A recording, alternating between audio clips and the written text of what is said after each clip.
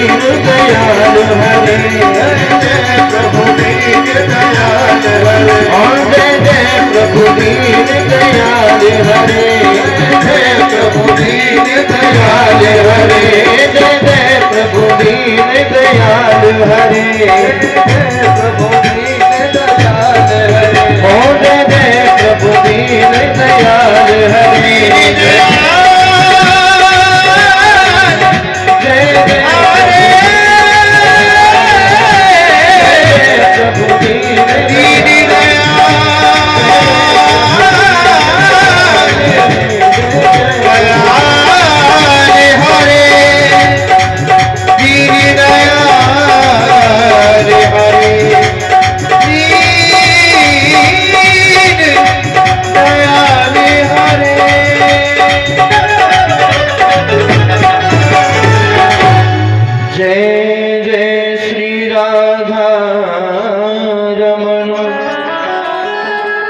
जय जय नवल किशोर,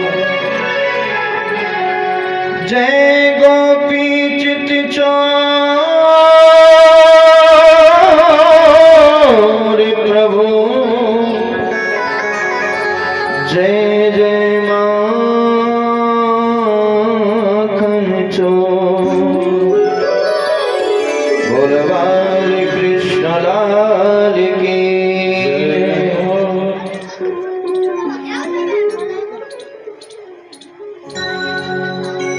कल की पावन कथा में आप समस्त भक्त प्रेमी श्रवण कर रहे थे। श्री सुखदेव जी महाराज की पावन कथा से कल की कथा को हमने प्रारंभ किया। सोम का जिक्र से जो कि नैमिषारण्य की पावन भूमि पर विराजमान है, जिनके समक्ष परम आदरणीय श्री सूत जी महाराज ये पावन भागवत की कथा श्रवण करा रहे हैं। ऋषियों ने कल 6 प्रकार के प्रश्न पूछे। मानव का धर्म क्या है, मंदिर में जब हम जाएं तो किसकी पूजा करें, भगवान का नाम अजन्मा है तो वो जन्म क्यों लेता है, यदि भगवान अवतार लेते हैं तो कितने अवतार हुए, वक्ता कौन श्रेष्ठ है और धर्म किम शरणम गतः। जब भगवान इस पृथ्वी को छोड़कर के चले गए तो ये धर्म किसकी शरण में गया। तदुपरांत आपने इन सभी प्रश्नों के उत्तर सुने। देव ऋषि नारद का पूर्व जन्म आपने सुना। भागवत श्री व्यासी महाराज ने कैसे लिखी, कहां से लिखना प्रारंभ किया, ये आपने कल की कथा में सुना। उन्हें आप अपने मन को उसी कथा से जोड़ो, उसी पावन प्रसंग पर चलते हैं। पांडवों की भगवान ने विजय कराई। भगवान पितामह भीष्म के पास में गए, युधिष्ठिर के लिए 3 मुख्यतः उपदेश दिए। युधिष्ठिर, अपनी प्रजा में और पुत्र में कोई अंतर नहीं समझना, आंखों के सामने पाप होता हुआ नहीं देखना, शरण में शत्रु भी आ जाए तो उसे क्षमा कर देना। ये राजा के 3 कर्तव्य हैं। इन्हीं वचनों को पाकर के महाराज युधिष्ठिर अपना राज्य चलाते हैं। गोविंद, मां कुंती ने भगवान को प्रणाम किया। भागवत जी में ये अद्भुत प्रसंग है मां कुंती का। जीवन में सब सुख चाहते हैं, लेकिन मां कुंती ने दुखों को पाया। क्यों? भक्त उन दुखों को दुख नहीं कहते जिन दुखों में भगवान की याद आती हो। कहे हनुमंत विपत प्रभु सोई, जब तब सुमुरन भजन न होई। हनुमान जी कह रहे हैं कि मैं तो उस समय को सबसे बड़ा अभागा समय समझता हूँ जिस समय पर मुझे भगवान की याद न आती हो। भक्तों के लिए वह समय बड़ा कष्टदायी होता है जिस समय पर वो भगवान का नाम नहीं लेते हो, और सुख में भगवान का नाम याद आता नहीं। इसीलिए तो मां कुंती में दुख मांगे, सुख के माथे सिल पड़े जो हरि हाथ सो जाए, बलिहारी व दुख की जो पल पल नाम रटाए। ऐसे दुखों की बलिहारी जाऊं जो कि निरंतर मुझे वो भगवान की नाम की चर्चाएं जो सुनाते रहते हो, जो भगवान का नाम मेरे मुख से निरंतर निकलवाते रहते हो। ऐसी मां कुंती में दुखों को मांगा। भगवान द्वारका के लिए चले गए। इनके यहाँ एक बालक का जन्म हुआ जिसका नाम परीक्षित रखा। यहाँ तक की कथा को कल आप सभी ने श्रवण किया। महाराज परीक्षित का जन्म आपने सुना। अर्जुन जब लौट करके आए हस्तिनापुर के लिए तो अर्जुन का मुख लटका हुआ है। महाराज युधिष्ठिर ने देखा, प्रश्न कर दिया अर्जुन से, अर्जुन ये क्या हुआ? तुम तो एक वीर हो, तुम एक क्षत्रिय हो, और मालूम है क्षत्रिय का तेज कब नष्ट हो जाता है? जब वो किसी गौ ब्राह्मण संत की यदि वो सहायता नहीं कर पाया हो तो क्षत्रिय का तेज नष्ट हो जाता है। या फिर आंखों के सामने पाप होता हुआ देखा हो और आपसे नहीं रोक पाए हो तो क्षत्रिय का तेज नष्ट हो जाता है। या फिर अगम्या स्त्री के साथ में समागम करने से क्षत्रिय का तेज नष्ट हो जाता है। कहो अर्जुन, आपसे ये कहीं ऐसी कोई भूल तो नहीं हो गई? महाराज ऐसी कोई बात नहीं है, लेकिन जिन भगवान श्री कृष्ण की कृपा से हमने ये विशाल महाभारत का जो युद्ध था वो जीत लिया, और कब कब में जीत लिया मालूम ही नहीं चला।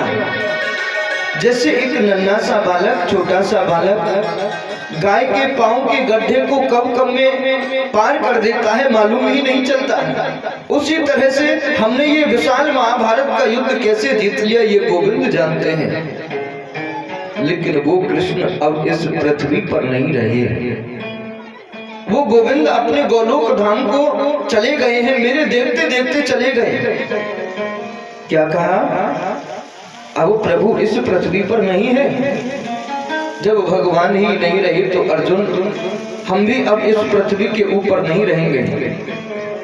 मां कुंती जैसे राजा दशरथ ने राम राम कहते कहते अपने प्राणों को त्याग दिया, उसी तरह से कृष्ण कृष्ण कहते कहते मां कुंती ने प्राणों को त्याग दिया। महाराज युधिष्ठिर ने परीक्षित को राजगद्दी पर बिठा दिया। छोटी अवस्था में ही परीक्षित चक्रवर्ती सम्राट बन गए। जहां से सूर्य उदय होता है, जहां जाकर के छुपता है, समस्त पृथ्वी के ऊपर महाराज परीक्षित का ही राज्य है। और पांचों पांडव द्रौपदी को अपने साथ में लेकर के अपने अपने सुधाम के लिए जा पहुंचे। थोड़ी देर के लिए महाराज युधिष्ठिर को नर्क देखना पड़ा, क्योंकि उन्होंने एक झूठ बोल दिया। और एक झूठ बोलने से महाराज युधिष्ठिर थोड़ी देर के लिए नरक में चले गए। और जो रोजाना झूठ बोलते हैं भगवान उनके लिए तो कोई अलग से बनाएगा नरक। इसलिए महाराज परीक्षित सुचारू रूप से अपना राज्य चलाते हैं। उन्हीं तीन बातों को महाराज युधिष्ठिर ने परीक्षित के लिए बताया। संतों की बड़ी सेवा करते हैं, प्रतिदिन अपना भेष बदल बदल करके संतों के आश्रमों में जाकर के झाड़ू लगाते हैं, कहीं बर्तनों को साफ करते हैं। एक दिन समीक ऋषि के आश्रम में सेवा करने के लिए जा रहे थे।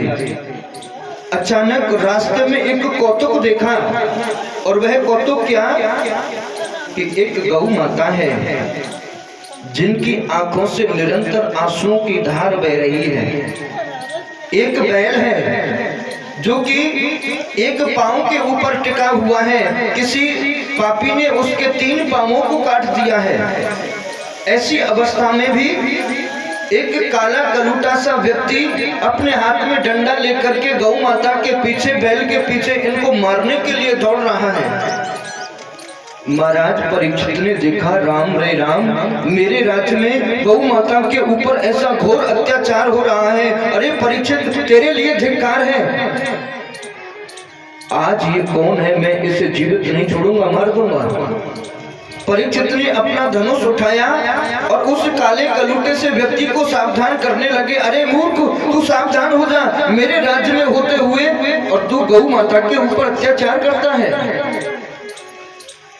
इस व्यक्ति ने देखा कि परीक्षित मुझे मार देगा, हाथ जोड़ करके महाराज परीक्षित के चरणों में आ गिरा। परीक्षित को याद आ गया कि मेरे पूर्वज कह करके गए थे कि शरण में शत्रु भी आ जाए तो क्षमा कर देना। ये मेरी शरण में आ गया, क्षमा कर दिया। लेकिन भाई इतना तो बताते जाओ, आप कौन हैं? आखिर इस गौ माता ने तेरा बिगाड़ा क्या है जो तू गौ माता को ये दुखी? महाराज, मेरा नाम कली है, मैं कलयुग हूँ। क्या कहा? तू कली है? अरे भाई, मेरे राज्य से निकल जाओ, मुझे आपकी आवश्यकता नहीं है। महाराज, कहाँ जाऊं? अब मेरा इस पृथ्वी पर आने का समय हो चुका है, लेकिन मैं जब तक इस पृथ्वी का राजा हूं तब तक मैं तुझे इस पृथ्वी पर आने नहीं दूंगा। तो महाराज, मैं जाऊं कहाँ? पूरी पृथ्वी के ऊपर आप ही का तो राज्य है।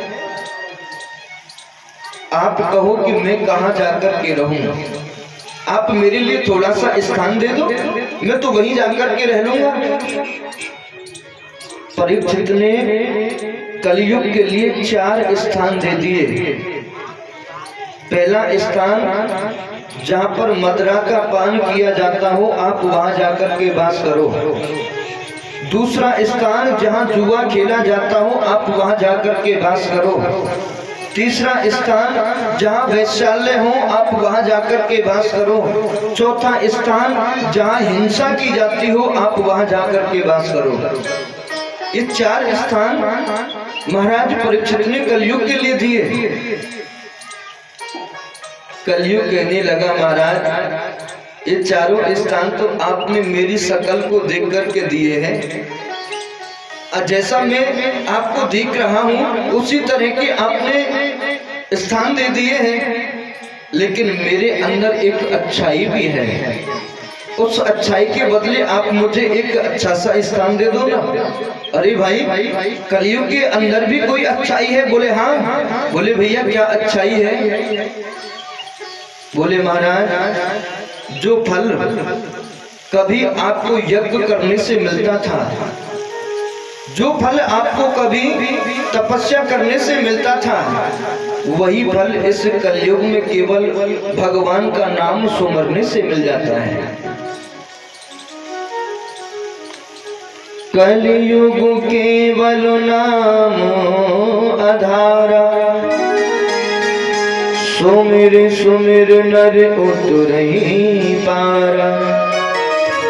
इस कलिकाल में भगवान का नाम लेते लेते जीव इस भव सागर से पार हो जाते हैं और अधिक करने की कोई आवश्यकता नहीं है। इसलिए भगवान मेरे अंदर ये अच्छाई है। जिस देश में जिस देश में परदेश में रहो, राधा रमन राधा रमन राधा रमन कहो। कोई भी परिस्थिति में व्यक्ति क्यों ना हो, वो यदि भगवान का नाम लेता रहेगा तो वो भव सागर से पार हो जाएगा। ये मेरे अंदर अच्छाई है। ठीक है भाई, इस अच्छाई के बदले में तुझे 5वां स्थान दे देता हूँ। और 5वां स्थान दे दिया स्वर्ण में, यानी कि सोने में जाकर के रहो। अरे वाह, इस कलयुग ने देखा कि परीक्षित के सर के ऊपर जो मुकुट है वो भी तो सोने का है, और ये परीक्षित के सर के ऊपर जाकर के बैठ गया। लेकिन गीता में तो भगवान कहते हैं, अर्जुन को बता रहे हैं कि जो धातु हैं उन धातुओं में सोना मैं हूं। जब भगवान सोने में रहते हैं तो ये कलयुग कैसे आ गया? श्री सूत जी महाराज कहने लगे, ऋषियों, स्वर्ण 2 प्रकार का होता है। पहला, 1 नंबर की कमाई से बनवाया गया जो सोना है उसमें भगवान गोविंद वास करते हैं। और जो 2 नंबर की कमाई का जो सोना है उसमें तो निरंतर कलयुग आकर के वास करता है। तो क्या कहा प्रभु? ये परीक्षित के सर के ऊपर जाकर के बैठा है, तो क्या ये परीक्षित का जो सोने का मुकुट है क्या ये 2 नंबर का है? हाँ ऋषियों, आपने सत्य कहा। ये परीक्षित का जो मुकुट है ये परीक्षित का नहीं। जब भीम ने जरासंध को मार दिया था तो भीम जरासंध का मुकुट लेकर के आए थे, और उसी मुकुट को आज राजा परीक्षित पहन करके समीक ऋषि के आश्रम में जा रहे हैं। तो ये 2 नंबर का मुकुट हो गया, और आज कलयुग राजा परीक्षित के सर के ऊपर आकर के विराजमान हो गया। समीक ऋषि अपने आश्रम में समाधि में बैठे हैं। कलयुग ने परीक्षित की मति को घुमा दिया है। देखा परीक्षित ने, और मन में विचार आने लग गए, अरे मैं प्रतिदिन इनकी सेवा करने के लिए आता हूँ, ये कभी मुझसे ये नहीं कहते कि आओ राजन आप बैठ जाओ, आओ राजन आप यहाँ आकर के कुछ जलपान कर लो। इन ऋषियों को बड़ा घमंड है। आज इनको ऐसा सबक सिखाऊंगा कि जो याद रखेंगे। परीक्षित ने देखा चारों तरफ तो एक मरा हुआ सर्प पड़ा था। अपने बाण से उठाया और समीक ऋषि में के गले में जाकर के वह सर्प डाल दिया। समीक के बेटा श्रृंगी ऋषि को मालूम चला कि परीक्षित आए थे, और मेरे पिता के साथ में गौरमुख नाम के एक सेवक ने जाकर के श्रृंगी ऋषि को बताया कि आपके पिता के साथ में परीक्षित ऐसा करके गए हैं। श्रृंगी ऋषि ने अपने हाथ में जल लेकर के परीक्षित को श्राप दे दिया, राजन तुम्हें अपने राजा होने का बड़ा अभिमान है। आज मैं गोविंद जय जय गोपाल जय जय गोविंद, बोलो राधा रमन हरि गोविंद।